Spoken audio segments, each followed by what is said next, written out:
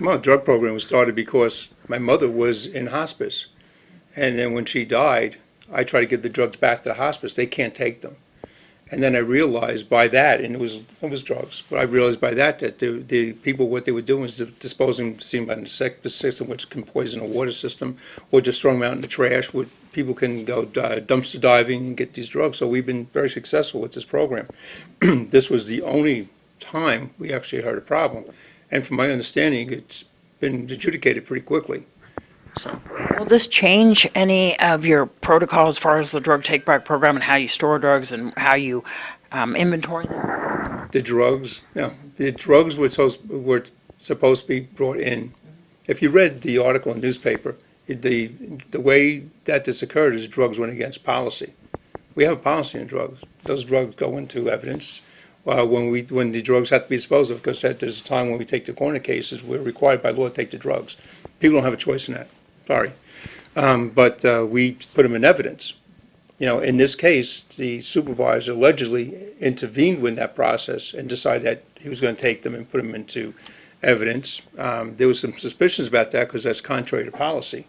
And that's when it was brought to the attention of the investigator. Excuse me, getting the flu like everybody else, I guess. That was brought to the attention of the investigator, who decided to pursue an investigation to determine if there's any impropriety. Discovered that there was, and we proceeded from there.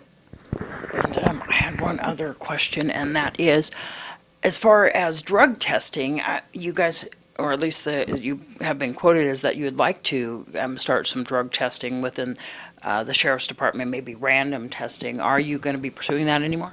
We can't. And I'll tell you why. I would love to.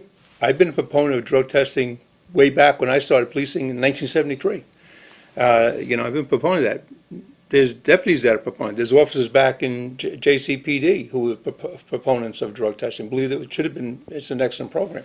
There's the problem. There has to be done by an outside contractor. We cannot take our own urine test or drug test. We can't do that.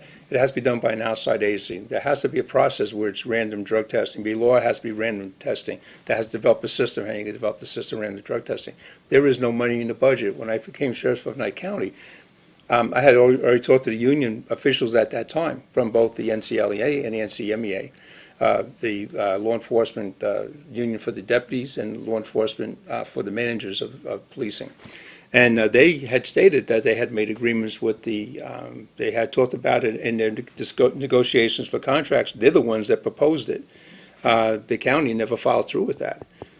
Recently, there hasn't been any, and I went to the commissioners based upon the information I had at the time in order to talk about funding it, and they wouldn't fund it.